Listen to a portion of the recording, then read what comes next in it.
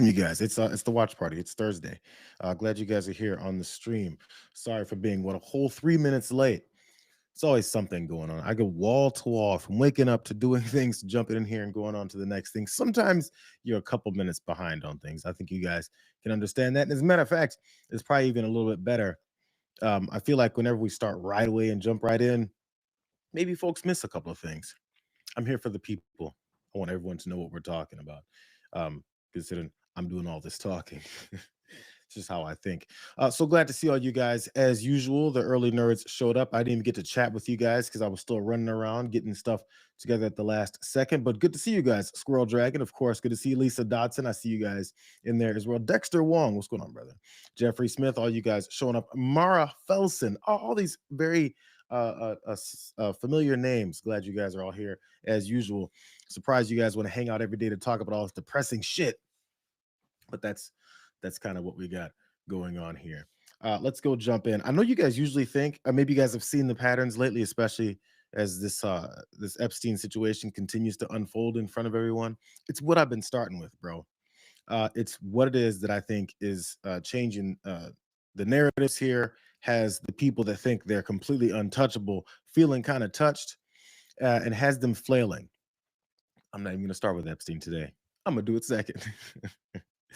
Just want to switch it up a little bit, but I do think this is very important, and it's something that speaks to what it is that I'm always talking about. There's a lot of talk and pushback from folks, specifically a lot of Democrats, and I think it's happening more, so I haven't been complaining about it as much, but there's sometimes action needs to be taken behind it. Stand up behind the things that we're talking about and go directly to the problem. This was an ad that several Democrats that are in Congress and the Senate that are veterans of our military armed services put out as a warning to active duty folks who are listening to some of these orders or soon to be orders from this fascist administration. I thought it was helpful.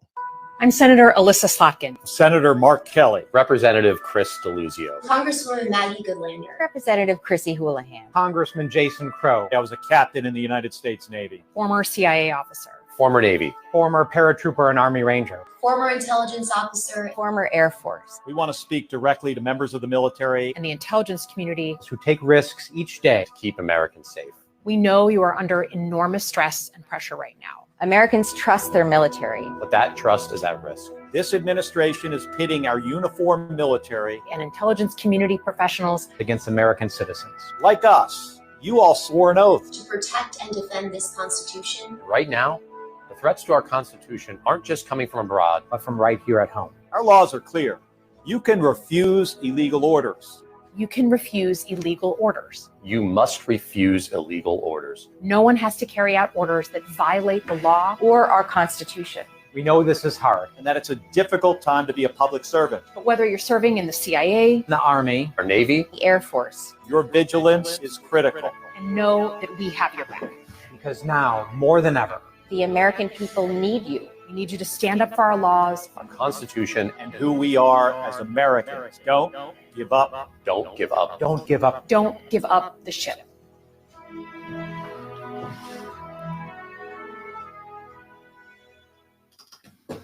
So there's that.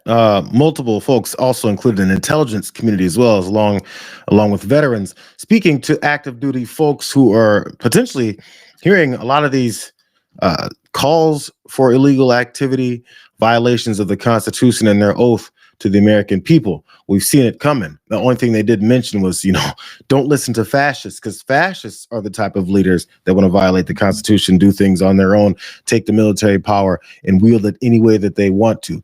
It wasn't just them. You guys remember when General Mark Milley said similar things? We don't take an oath to a country. We don't take an oath to a tribe. We don't take an oath to a religion. We don't take an oath to a king or a queen or a tyrant or a dictator. And we don't take an oath to a wannabe dictator.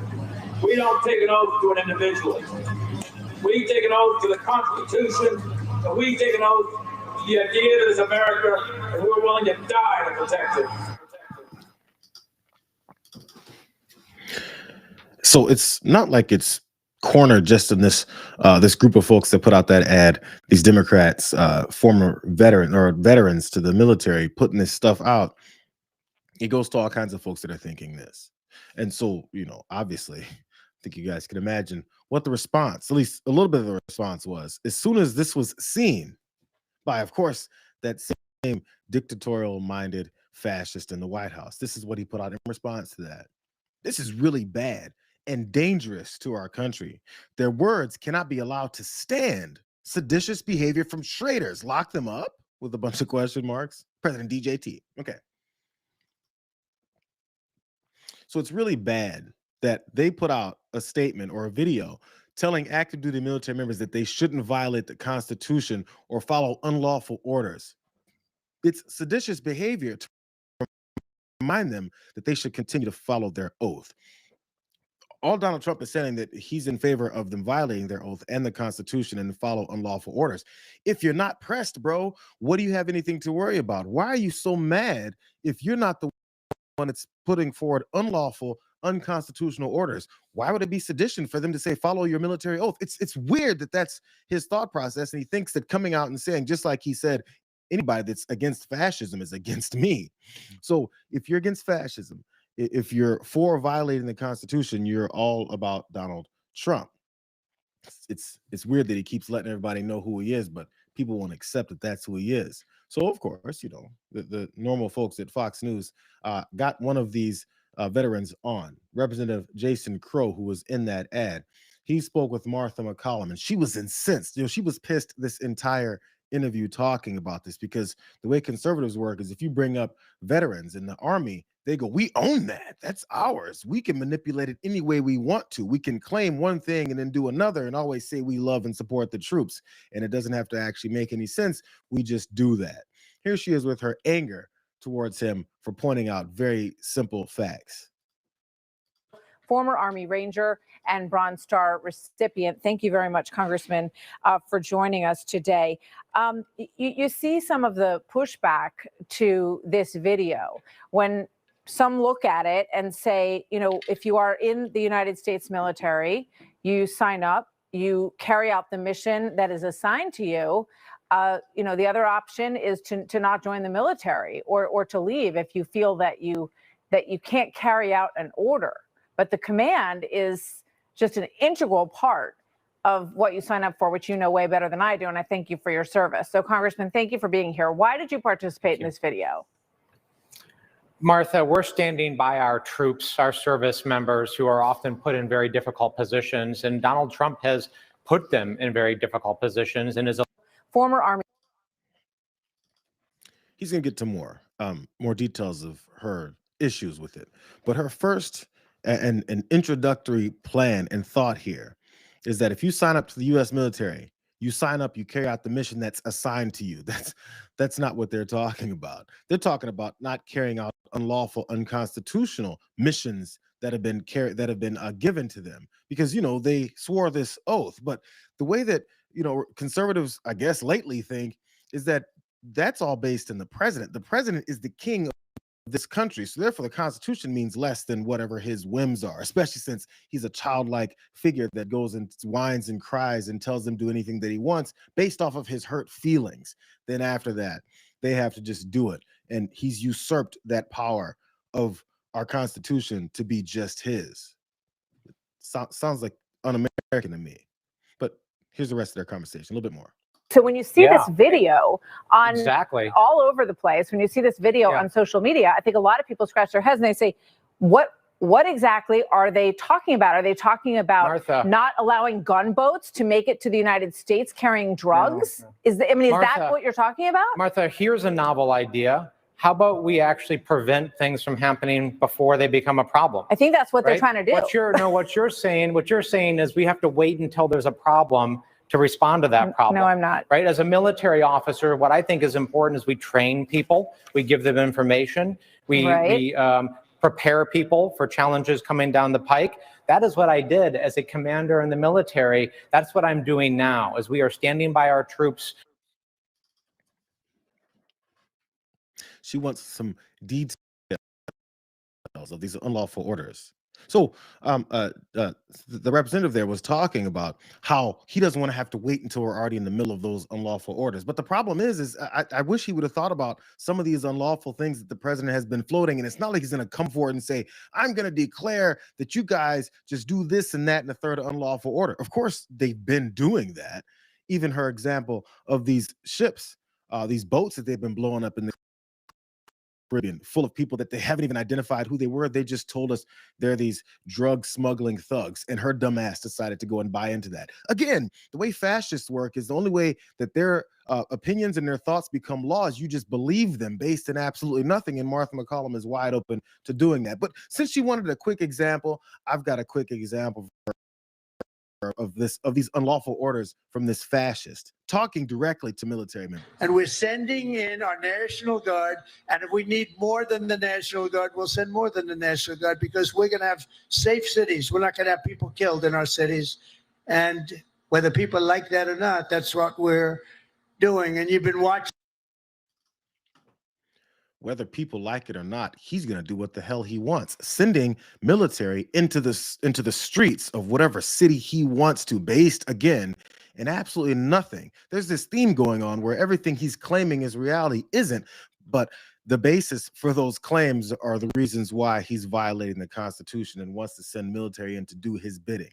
Here's another example, Martha. Very important mission. And I told Pete, we should use some of these dangerous cities as training grounds for our military, National Guard, but military, because we're going into Chicago very soon. That's a big city with an incompetent governor, stupid governor, stupid. They threw him out of his family business. He was so stupid. I know the family. He becomes governor. He's got money, not money that he made, but he ran for governor, he won, and now he criticizes us all the time. And last week they had 11 people murdered, 44 people shot.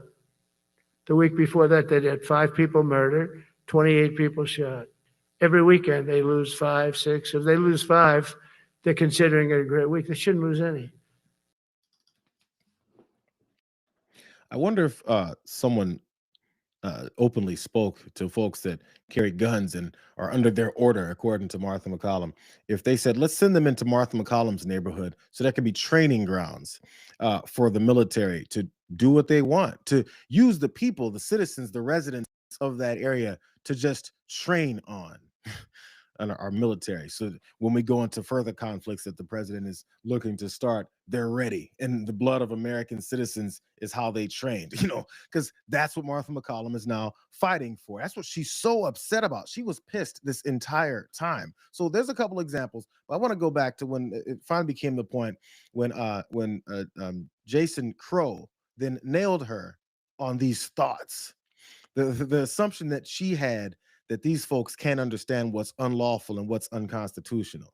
You're talking to young members of the American military, and you're not telling them specifically what it is they should see as illegal. So you're putting ideas into their head that maybe they're being asked to do something illegal.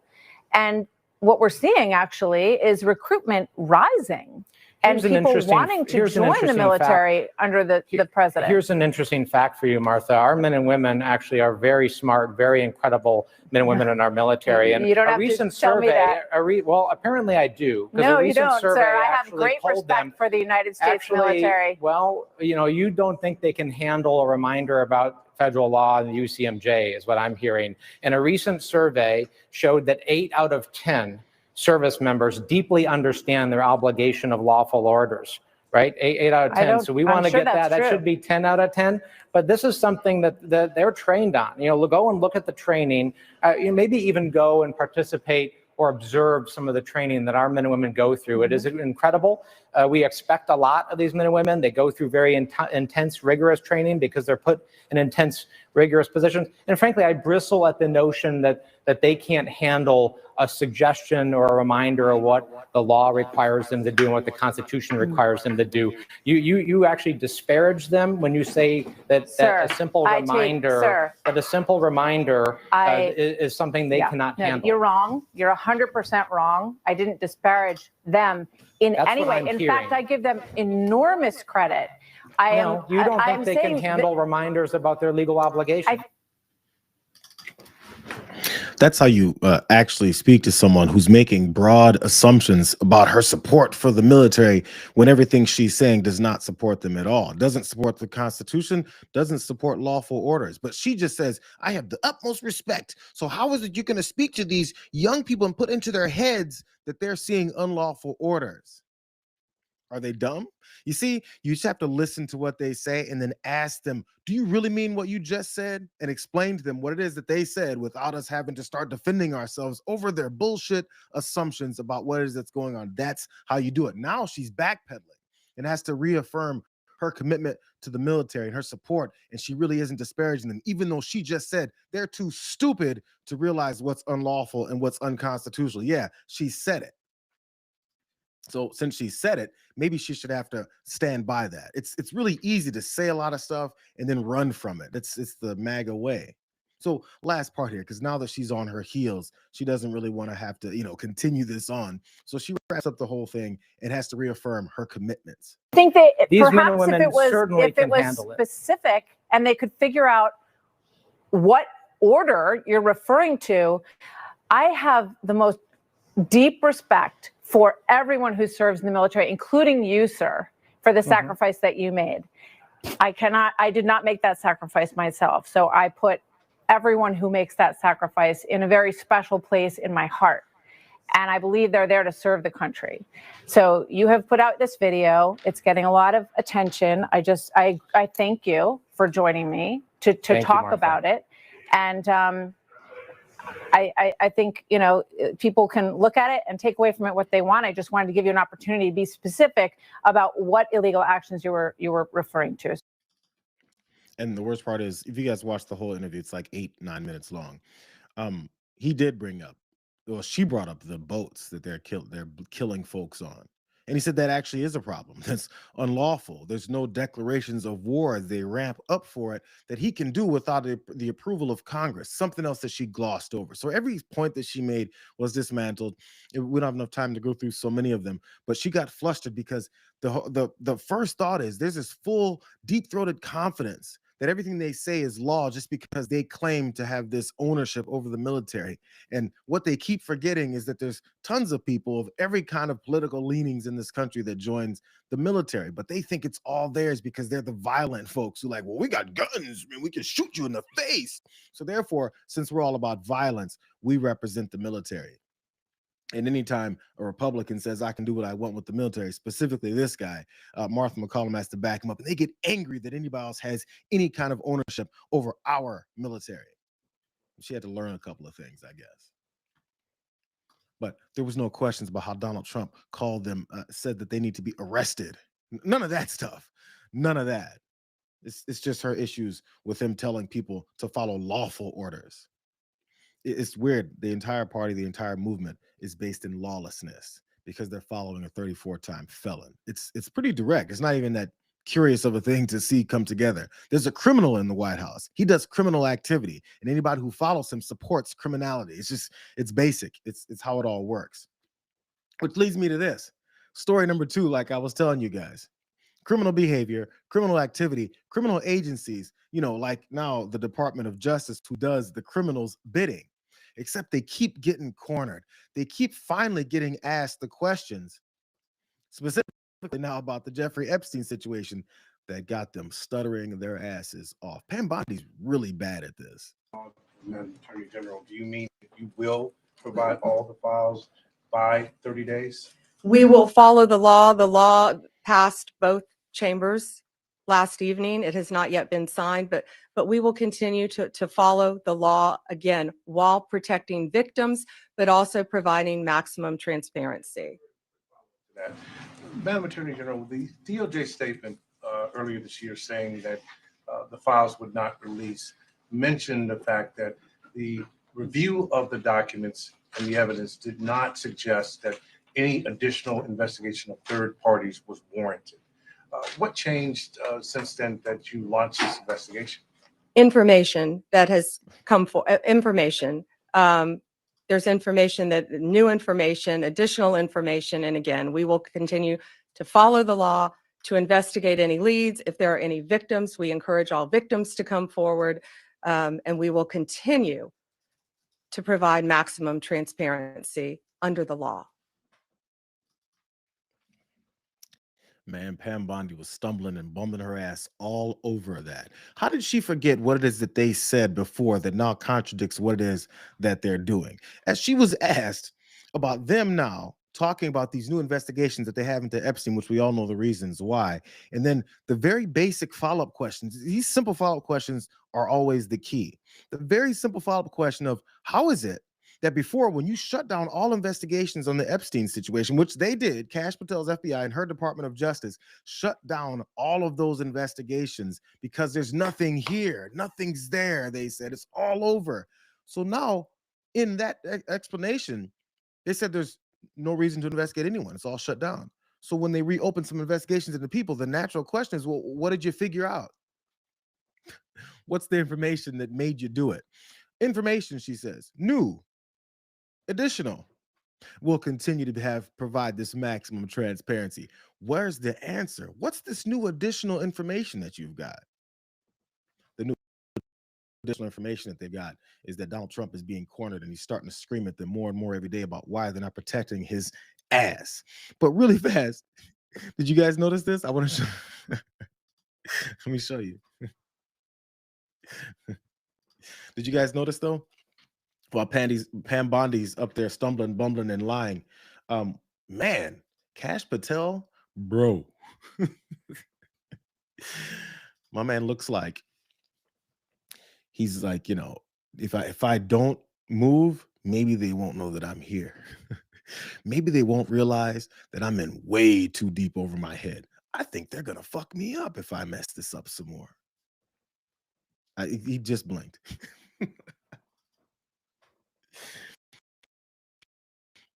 I would love to know what's going on in his head. He's scared shitless. He is known, and he sees, and he's known some things that he does not, that he wishes he didn't see or knows anymore. So let me get to the whole thing again. Sorry. That was funny to me. So Pam Bondi's lying about their restarting of these investigations so they can avoid it. This is the reasons why, in case you guys haven't heard yet, Elie Honig is over on CNN. He pointed out, makes it very clear as what they're doing. So all of this is highly abnormal. I mean, in a regular case, DOJ would never just open up its files like this, but we have a piece of legislation now just signed into law moments ago. That triggers DOJ's 30 days. They now have 30 days to make all of this public, to get it over to Congress, which actually puts the disclosure right on the eve of Christmas, December 19th or so. One really important thing I want people to understand, though, there's a huge loophole in the law itself that President Trump just signed. And that says that DOJ does not have to make public any materials relating to ongoing criminal investigations. And what that means is it's going to be up to Pam Bondi and Todd Blanche and Kash Patel. If they want to say, well, that relates to some ongoing investigation, it will be redacted or it will be left out, and we will not see that. So I know there's this expectation of now we're going to see everything. Not necessarily so. That's the game. I think a lot of people have seen and heard about it, but there's the details of it. They get to selectively choose what it is that they'll reveal by claiming the things that they're not revealing are still under their random investigation that they decided to restart based off of new additional information that Pam Bondi's talking about. They don't have any. They're just now using their positions to manipulate this situation to make sure that everything that incriminates and exposes Donald Trump doesn't get seen. But there's a problem. The reason that Kash Patel is still back there sweating his ass off is because they don't have to just get it from them. There's more information than what the Department of Justice has that they're covering up. Representative Stansberry here points out some really bad things. I'm going to be honest with you guys. I actually went through the files this weekend in depth. Donald Trump is not only named over and over in them, it is discussed this trial in which he was accused of raping a 13-year-old at Epstein's house. There is extensive discussions about a subpoena of Donald Trump in one of Jeffrey Epstein's cases in which he was accused for rape and sexual abuse. He was subpoenaed and gave a deposition in that case. there is extensive discussion between Donald Trump, Ghislaine Maxwell, and Mr. Wolf about not only Trump coming to his house, but Epstein says in these emails that he has photographs of Trump with girls. I'm gonna be honest with you guys. Damn, that's not good. Matter of fact, it's all the stuff that we'd heard about and seen before. There's been plenty of victims that come forward and talk about the disgusting things that Donald Trump has done to them. There's been lawsuits. There's been judgments. Donald Trump has lost a lot of cases surrounding his predatory behavior. Let's put it that way. But specifically, they've got other information potentially coming out. I really hope Representative Stansbury, as this stuff that she's previewing to come out, is able to still release it, because that's what still has them really sweating over this whole thing. That would be devastating. And by the way, every time they've talked about folks that have exonerated Donald Trump and said that he's been the most professional and kind and intelligent person around Jeffrey Epstein in the middle of his mansion while a bunch of underage girls were running around, I'm not sure why they think we're supposed to see that picture in our heads and think that it's, like a good thing. So maybe that's coming. It still has them upset and not figuring out what it is that they can possibly do. Back to this original thing with Pam Bondi talking, because I mentioned Kash Patel to her left, but to her right was Todd Blanche, the assistant deputy at the Department of Justice, and also Donald Trump's personal attorney, the same guy who also met secretly and privately with Ghislaine Maxwell to discuss how she could tell them some good things to make Donald Trump look better, so that she can get that cozy prison camp that she's in now. That's this guy. Check out his answer as he's talking about what it is that's going to be in these files, or at least in this discharge position that Donald Trump is suddenly in favor of. What was the question? The Attorney General has previously said that she would refuse to release any information that would re-victimize victims, and I'm just wondering whether that stands, after the passage of this law. Well, the law isn't signed into law yet, and of course we're going to protect victims, and the law as written allows us to do that. The law has carve-outs to protect victims and to protect information surrounding victims, which is what we do not only in this case but in every case. So it's a fair question, but neither the House nor the Senate's version, the same version, suggested otherwise. So did you hear that? Todd Blanche said neither the House nor Senate's version would re-victimize the victims and survivors of Jeffrey Epstein by these things being released now that Donald Trump has signed on to it. Isn't that weird that he said that nobody will be re-victimized with these releases when, it's hard to go through all of the levels of lies that people like, Mike Johnson and Donald Trump told, but that was one of their big ones. It was, we don't want to re-victimize these folks by releasing these names that need to be redacted to make sure none of that is happening here. That's one of the reasons. That was one of the main things that Mike Johnson was talking about. Matter of fact, it was even this week when they had this vote. Clay Higgins, a Republican Representative Clay Higgins, this was his principled post. He says he's been his principled no on the bill from the beginning. That is to release these files. He says what was wrong with the bill 3 months ago is still wrong today. It abandons 250 years of criminal justice procedure in America. As written, this bill reveals and injures thousands of innocent people, witnesses, people who provided alibis, family members, etc. If enacted in its current form, this type of broad reveal of criminal investigative files released to a rabid media will absolutely result in innocent people being hurt. But Todd Blanche just said that neither one of the House nor Senate bills would actually re-victimize anybody. It's odd that he said that, because Mike Johnson, he kept saying that too. Like this, I called my counterpart in the Senate, Leader Thune, and I talked him through this with him and shared our deep concerns. And of course, they share those concerns as well. And so I'm very confident that when this moves forward in the process, if and when it is processed in the Senate, which there's no certainty that that will be, that they will take the time methodically to do what we have not been allowed to do in the House, to amend this discharge petition and to make sure that these protections are there.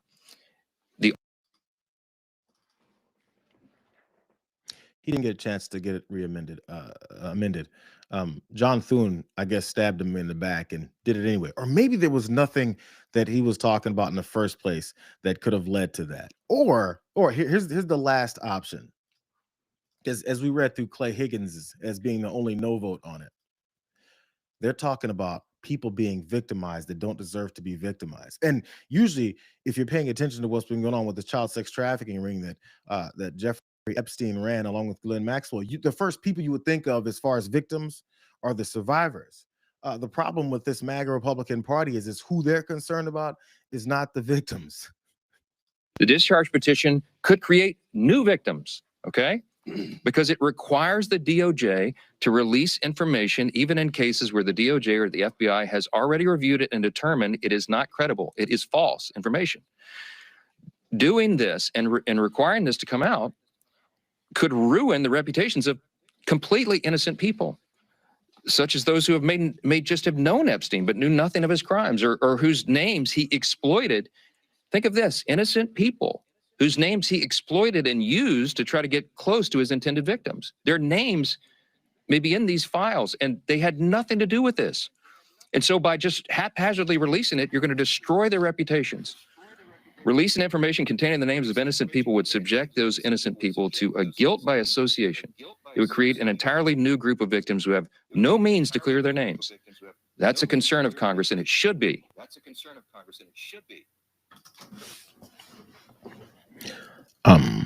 Just like Kevin O'Leary over on CNN said, they're concerned about the potential perpetrators, the people to be named. That's what he got incensed about. This man had some emotion behind his voice when he was talking about that. We don't want any people that were hanging out with Jeffrey Epstein with their pants down to be revealed, because that would be detrimental to their livelihoods. And they don't have the means to defend themselves. These are a bunch of rich, connected, powerful people. What are you talking about?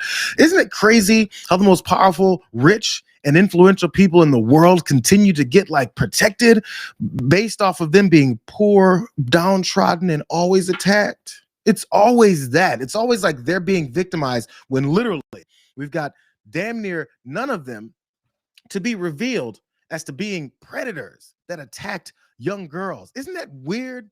But we're supposed to feel sympathy for their ass. Notice the shift in the normalization of how we're supposed to feel for these guys. The way that there's always been this normalization for how we're supposed to feel sorry for fucking billionaires. That the only way they get to that point is by using other people and siphoning all kinds of resources from anyone else to put it in their pockets. That's how it works. That's how capitalism works. But we're supposed to feel sorry for them. Megyn Kelly did the same thing. Well, it's not that bad, is he? Ghislaine Maxwell also got some cleansing of her character. You have to be just as diligent to be against pedophiles as they are to support them. But again, like I said, they're shaking in their boots. Donald Trump is sweating his ass off. It's why he continues to be so mad and lash out, because the information isn't always coming from where he controls it. Sarah Longwell talks about that. The trove of emails that we got were not from what the DOJ and FBI have. They were from the Epstein estate.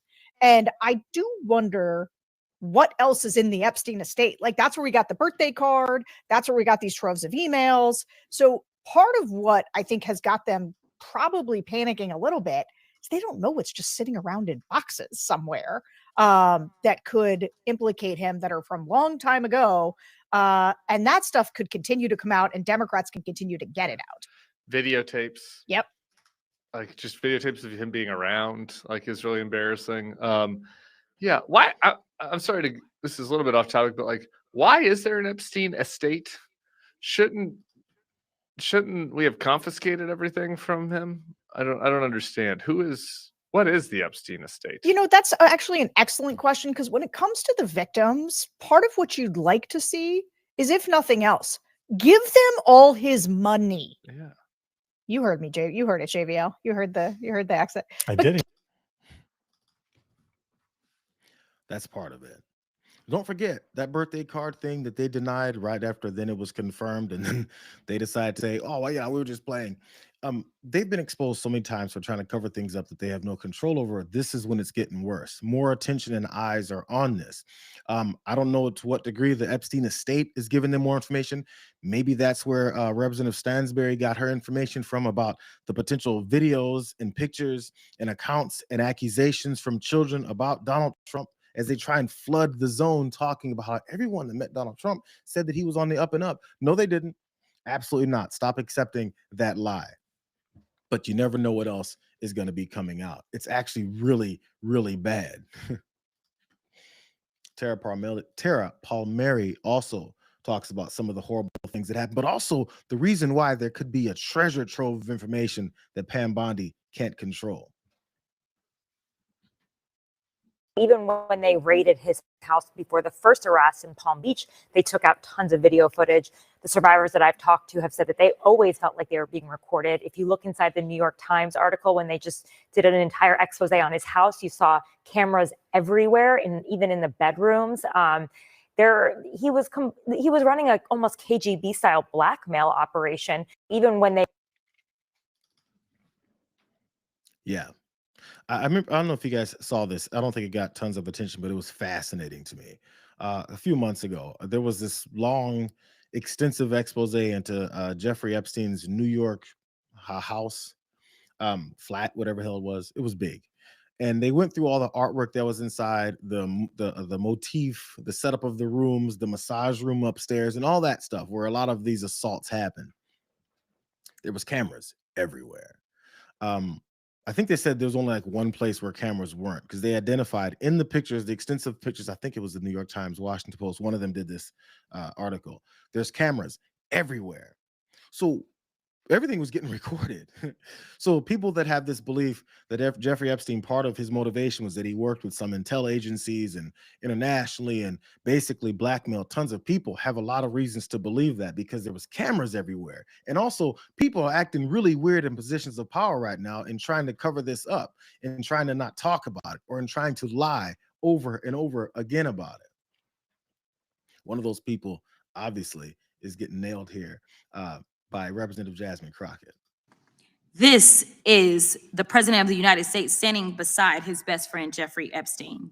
As we all know, Mr. Epstein is one of the most notorious sexual predators in American history. For 8 weeks, the Republicans on this committee have chosen to protect these two men instead of providing justice to Mr. Epstein's victims. Now the administration is panicking. First, they campaigned on releasing the Epstein files. Then AG Bondi and associates did a photo op with the files. And she said, and I quote, "The Epstein list is on my desk." Then somehow the Epstein list didn't exist. Then the Epstein files became a Democratic hoax. Now the president is supposedly supportive of releasing the files, even though he's currently ignoring a congressional subpoena to do so. Now the president is simply crashing out. And it's because he can't seem to explain his special decades-long relationship with one of the most prominent sexual predators in American history. It's already public that he's in the Epstein files, but his administration is hiding the context of his involvement, if any, with Mr. Epstein's horrific crimes. It's good sometimes to go back through. That was just some of the excuses and the history just of this year of them working really hard to, one, promote this whole thing. Then after they seen what's in it, and Donald Trump knew the whole time, which is kind of odd on top of it, then try to backpedal and talk about how it's someone else, to close the investigation, then start it back up, to say that we actually didn't want these files out, to then say that we did. But actually, once these files are out, we can't have these folks' names be in there, because their names being in it means that they're going to get re-victimized. Not the victims, but the perpetrators. Like, they're all over the place. It's actually really hard to keep track of. I've left off many things, I'm sure, as well, too. And the explanation, no matter what, no matter how ridiculous this whole thing seems, is, again, this is one big hoax. But the way that Caroline Levitt put it here, that it's specifically a certain city's type of hoax, I'm not sure how it works. Maybe if you guys heard it, you can understand it better. But if you look at how this Epstein story sort of evolved over the past week, it's classic Washington hoax. Yes. You have Democrats on the Oversight Committee leaking redacted information to their favorite reporter at CNN, who then pops the story with that redacted information and does not reveal that the unredacted version is available. And the unredacted version proves that the so-called victim in this email is a woman who is unfortunately deceased, but prior to her death, said on numerous occasions that President Trump never did anything wrong and was always incredibly friendly in her interactions with him. And so it's a purposeful leak to try to manufacture this news cycle to drag the president. And we've seen this play out so many times. It is a classic playbook of the Democrats using their friends in the fake news to spin up a narrative about the president. This idea that there's files that the DOJ is hiding or that this administration is not being transparent is just totally false. It's a fallacy. And I understand people have questions, and when you're on the outside, you're skeptical of government, and people should be. But there is literally nothing to hide, and President Trump has maintained that this entire time. And so, again, this is a classic playbook being run by the Democrats.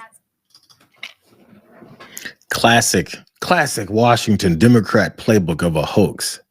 And your only defense is Donald Trump has been steadfast in lying that he knows nothing about this, that he's completely uninvolved. Well, that is after he had mentioned before, Mike Johnson said, his mouthpiece said that Donald Trump was the whistleblower. He blew the lid off this whole thing, told on Jeffrey Epstein. How is it he knew nothing about this if he was also the whistleblower? That is before Mike Johnson took it back when someone asked him for details of what it is he was talking about. They're flailing. They're all over the place. They're afraid. And I understand that. Protecting pedophiles is kind of stressful, because people might realize that you just might be one, or also that you might not care about all those principles you kept talking about. Either way, I'm going to leave this whole story with this. There's these types of defenders of this. And it's very similar to what I was talking about a minute ago with Mike Johnson. What they don't want is for the wrong people to finally face some consequences, because those people don't know how to face consequences. But here on this PBD podcast, this is from like June, July this year. This is how early people like Adam Sosnick, who was on this podcast, was talking about the reasons that they want to protect these pedophiles. And I can give him this. He was being honest. Whoever he was working for, Epstein, Mossad, CIA, everything.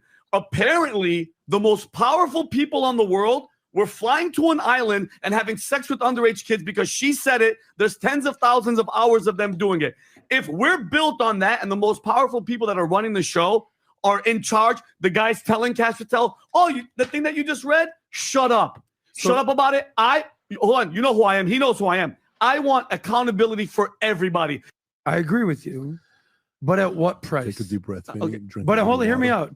At what price? At any price, Adam. So you're saying to expose whatever happened on Epstein Island, you're willing to do whatever this looks like. Yes. Tear down the government, expose all the secrets, put America basically in harm's way just to find out what's Epstein. What do you mean, Adam? Because these are the most powerful people in the world. They're apparently on this island. Adam, so let the truth be told or the heavens fall. I don't care. Okay, Adam. And that's who Vincent Oshana is. I am 100% accountability, and I don't give a Adam, if that's what we were built on. But at what price? I don't give a shit. Tearing down America? Price. Guess what the price is, Adam? God. So you want to price. You're going to answer them anyway. You want to rule a city of ashes. I don't give a shit if it's built on pedophilia and raping kids. Yes, because you're being emotional. No, I'm not. I'm being real. You have to understand. I'm being real. The whole concept of, do you want to cut your nose off to spite your face? There might be an issue. But do you want to cut your whole nose off and ruin your entire face because you care that much about this entire issue? That's part of what they're afraid of. So Vincent Oshana was the one who was right in that disagreement, in that argument. But again, if you're willing to be okay with pedophiles running your entire country, because if they actually all go down, there's going to be this crumbling of our entire society. That means you're admitting our entire society is built off of following behind pedophiles, following behind criminals, following behind people who lie to you every day about who it is that they are. The kinds of people who say if you're trans, you're automatically some kind of child molester. Gay folks, automatically some kind of child molester. So I'm sorry, immigrant, that you're assaulting people, running in their houses and stealing their children. All these things that they always say, and the entire society is based around it. That's according to Adam Sosnick, who was in favor of keeping the cover on these folks because we don't want our society to fall apart. That means our society must really suck. I wasn't making that claim, you were. Although, I agree. Our society kind of sucks. Isn't it bad? But the more you ask questions, the more you hold their feet to the fire, the more they expose who it is that they are. They're protectors of pedophiles because they're afraid of them.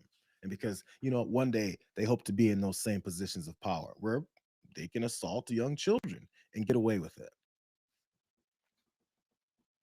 Or destroy the economy, which leads me to this last little bit for today's stream, you guys. If you like what we're doing, go ahead, like that stream. Here, you know what? Let me do it too. I'm too busy, bro. Here. No, I clicked it. So if I did it, you have to do it too. Also, these videos will be up later as usual on the channel. Check them out in their full entirety, separate from each other. Let's go to talking about these jobs. Because the jobs report for September, I think, came out. But the main thing that Donald Trump wants you to know. Oh, that's not one. The main thing Donald Trump wants you to know, despite the job reports that I don't know if we're really going to see or not, is that things are amazing. It's not surprising that he said that, except he said it in a much more dumb way. I view everything as jobs now because I don't care. I care about jobs. And we have more jobs. It was just announced. We have more jobs right now than we've ever had in the history of our country. Those are big numbers. It's like crazy. It's just a great stat. More jobs today than we've ever had in the history of our country. And we're going to be producing a lot more coming. In my first term, we built the greatest economy in the history of the world. And now we're up. We've got more jobs than ever imagined in the United States of America. Bigger than anything. You can't even think of the number. No one can count that high. No one can even figure out. No calculator can possibly comprehend the numbers of jobs we got coming in. But reel it back a little bit. Everyone knows you're lying. You don't have to go that far over the top so we can see the cartoonish behavior behind your lies. It's how he operates, though. I get why people say he has like dementia, but the bottom line is he's a sociopath and he's completely detached from reality. It's again at this same forum he said this. I'll never forget. I met with pollsters the day before I got the news about COVID, but I met with two pollsters because we were starting to think about the next election. They said, "Sir, if George Washington and Abraham Lincoln came back from the dead and they aligned and they went for the president, vice president as a combination, you'd be beating them by 25 points." And then the next day I was told that something strange is happening. There's a lot of death being reported in a certain country. I won't tell you which one because that country is well represented here, but you know which one. And thousands and thousands of people are dying. And I said, that's strange. What would that be? And it turned out to be a disaster for the world. There's, nothing has been seen like that since 1917. I always thought that when I heard, pandemic or anything you want to call it, but I always thought that was like an ancient phenomena, that could never happen in modern times, but it did. But we did a great job with all of the things that we did with the vaccines, with the Sir. He started another bullshit story by saying, they came to me and they said, sir, everything is so great. You would be George Washington and Abraham Lincoln if they ran a side-by-side ticket together. He always brings up Abraham Lincoln and George Washington and all these early on presidents. The problem is if those guys ran now, their platform of, like enslavement, I don't think it would work right now. I have this idea that it may not work right now. We keep forgetting, there was the beginnings of this country. Of course, we were all about enslaving people, and benefiting from it, making fortunes off of it. So maybe he'd have a chance because, he's only Nazi-like, which they didn't hear about for a while. It was just enslaving people here at first with our original presidents. So anyways, I am glad he brought up the COVID thing, though, at the back end, because that's when they told him about how he'd be beating so many people. That is until COVID came along and screwed him up. This is part of how he handled that unknown thing called COVID at the time. When you do testing to that extent, you're going to find more people. You're going to find more cases. So I said to my people, slow the testing down, please. You guys remember that? He didn't want testing to happen during COVID, because if testing happened during COVID, people would know the numbers and see how devastating it is, and then he would look bad. He would look bad. Who gives a damn about people dying? Who gives a damn about people's perception and knowledge of what is that's going on so they can help protect themselves? Who cares? He explained further when they asked him. At that rally, when you said you asked your people to slow down testing, were you just kidding, or do you have a plan to slow down testing? I don't kid. Let me just tell you, let me make it clear. We have got the greatest testing program anywhere in the world. We test better than anybody in the world. Our tests are the best in the world, and we have the most of them. By having more tests, we find more cases. Don't forget that mindset. Slow the testing down, please. And the more testing we have, the more cases we know. Well, I'm sorry, that exist in his brain. They don't exist. Humans don't exist that are suffering under whatever that's happening unless we go and find out about it. But as long as we don't go find out about it, what the fuck do I got to do with that? I'm just the president. What's wrong with you guys? All that we knew before they reelected his dumbass again last year. Don't want to get into that. But the main thing I want to highlight there is, since we're talking about how his approach to COVID was to slow down the testing and not let anyone know what is that's happening, he's carrying that into this administration as well, specifically about those job numbers that we started with. Because now they've shut down and said there's going to be no job numbers for October. Here's details. The closely watched economic data is collected via two components for job numbers: a survey of employer payrolls that is used for top-line changes in the number of people working, and a parallel survey of individual households that provides the unemployment rate and other demographic information about the workforce. So this is the things that they had to then go through that they're saying they just can't do anymore. I mean, specifically just for October, because if you don't know it, they don't exist. More details from Politico talking about how the Labor Department canceled October job numbers. It says, quote, the household survey data is not able to be retroactively collected. That's what the Bureau of Labor Statistics said. BLS noted that it would include the October payroll survey in its November report, which also is getting moved from December 5th to December 16th. Additionally, the agency said it's extending its collection period for November data, and extra processing time will then be added to that as well. They're a mess. Do you remember when Donald Trump took over Bureau of Labor Statistics and then fired the commissioner of it because he was upset about the bad jobs numbers and unemployments and anything else that's provided in the Bureau of Labor Statistics numbers? He was really mad about it, and now they're going to streamline it and make it so much better. But a lot of folks predicted that it would soon be shut down. Here we are in the middle of November, and the shit is shut down. The cancellation will mean that economists, businesses, and policymakers, including those at the Federal Reserve, will continue to navigate a tricky economic environment for several more weeks with only a partial picture of where things stand. That is, until BLS can return to its pre-shutdown rhythm that observers depend on. So this extension for the November report also means it'll arrive after Fed leaders meet in December. Very convenient, isn't it? He's obsessive about the Fed and talking about Jerome Powell, and we need to lower more rates based off of how great things are, which absolutely makes no sense. But the main thing here is that they're going to make sure they suspend these October numbers. I'm sorry, delay them into mid-December. You guys want to know why they're going to delay those numbers into mid-December? Here, from Reuters, they explain why. It's going to come up, I promise. U.S.-based employers cut more than 150,000 jobs in October, marking the biggest reduction for the month in more than 20 years. That's a report by Challenger, Gray, and Christmas. That's what they said on Thursday, as these industries adopt AI-driven changes and intensify cost cuts. So pause for a second.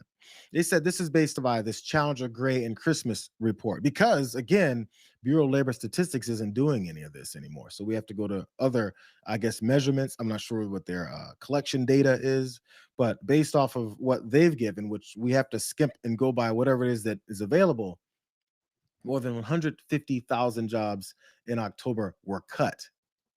So they finished by saying tech firms led the job cuts in this private sector, and then after that was retailers and services sector. Over 150,000 jobs. So again, back to Donald Trump's main thought. If we don't test, we don't have any cases. So therefore, if we don't have any job numbers, apparently 150,000 plus jobs being cut in October doesn't exist. Cost cutting was the top reason for the layoffs in October, followed by artificial intelligence, while also the Doge impact was the leading reason for job cuts in this entire year. In case you guys forgot, Doge cuts are the things that Donald Trump and Elon Musk, he deputized Elon Musk to go and raid our entire economy and destroy things and fire people and go through every agency and call everything waste, fraud, and abuse, along with the rest of the Republicans to say all that, just so they can destroy people's lives. And now that people's lives are destroyed, they're now going to cover it up. One last piece from Reuters talking about these over 150,000 jobs.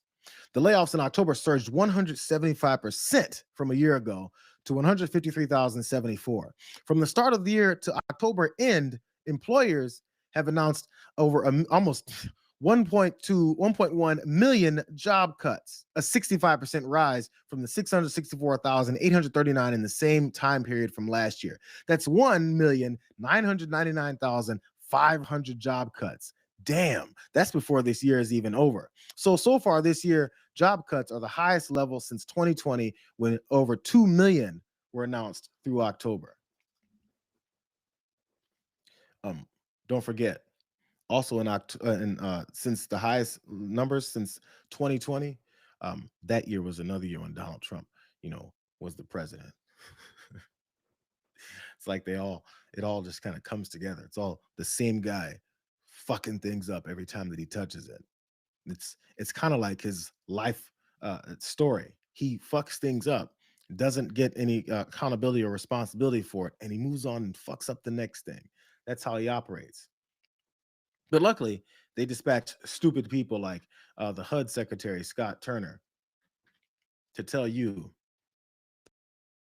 that it's not Donald Trump's fault, that it's not his policies at all. What it is just those pesky immigrants. Your department is also probing how illegal immigrants have put a strain on the housing market. What can you tell us? You signed a memorandum with the DHS to end wasteful misappropriation of taxpayer money. Absolutely. For, quote, illegal alien exploitation of housing programs. You're also working with the Federal Housing Administration to crack down on government-backed mortgages for illegals. How do they get a mortgage if you're actually illegal in the country? Well, Marie, during the Biden administration, there were over 12 million illegal aliens that came over the border, straining our housing supply and making the costs go up. And so we worked with Secretary Noem at DHS, as you alluded to make sure that only American citizens are living in HUD-funded housing. We also took away FHA-backed mortgages from illegal aliens during the Biden administration. They turned a blind eye. But we're going to keep the law to make sure that these mortgages, which are backed by the taxpayer, go only to the American people. And lastly, we are mandating that every public housing authority give us a comprehensive account who's living in every unit in taxpayer HUD-funded housing. Wow. Wow, Scott. It's like you didn't answer the question. Because, the question was, how is it that these undocumented immigrants are getting all these federally backed loans for houses? How are they doing it? Well, the Biden administration, all he said was what he's fixing as he made up what it was that the problem was. Never explained how the problem got to what it is that they're explaining that it is, because they're untrustworthy, because they lie about everything. Here's a really good question. I know we're almost done. A really good question. How is it that these illegals are murderers, criminals, rapists, and drug dealers, come in, pour, and siphon off of all of our federal funds and use up SNAP benefits and destroy everything and don't pay anything in taxes? This is the Republican talking point. They're poor and destitute and do nothing but cause crime, while at the same time they're affording $400,000 houses. Where are they working? I thought they're just doing all this, undocumented work where people are exploiting them and they're not making much money. But somehow they're also affording all these dollars and also applying for federal housing assistance that allow them to buy these things. So many of them. That's why we have to deport so many. But at the same time, they suck. All you have to do is listen to what they say and then ask, how does that work? I mean, they won't give you an answer. They'll just say illegals. If you think it's just Scott Turner, you're wrong. A lot of young people are saying housing is way too expensive. Why is that? Because we flooded the country with 30 million illegal immigrants who were taking houses that ought by right go to American citizens. And at the same time, we weren't building enough new houses to begin with, even for the population that we had. A lot of those illegals again. They keep taking all the houses and your jobs and I guess all the crime too. Let's just blame it everything. Doesn't have to make any sense. By the way, I'm not sure if this is still the case. This is a couple of years ago. I heard this stat. We have more empty homes in this country than there are people that need it. Like tons of empty homes. I'm not sure the reasons. I'm not sure the building processes. I haven't looked into all that stuff, but I do know there's tons of people who can't afford housing, can't afford to buy a house, who've been pushed into a life of rent. And there's tons of empty homes that are just being built because, these folks got to try and make some money that are building all these houses. But considering how, as we're finding out in October, over 150,000 jobs being cut, it doesn't have so much to do with the HUD issues. It has more to do with the fact people don't have any money and that Donald Trump is proposing 50-year mortgages now. Those aren't good signs. But it's the illegals' fault. It's the top of the hour. Thanks for being here, you guys. As you head over to TDR, don't forget, if you haven't yet, go ahead and hit the like button. Let folks know what we're doing as well. The more people that know, I would appreciate it at least. But happy Thursday, everyone. See you guys on Friday. This week is moving a little bit fast. Make sure you get your weekend beverages together because I got to find a new one for myself as well. Tell John I say hey because it's time for me to roll out. See you guys tomorrow. See you later, Ma.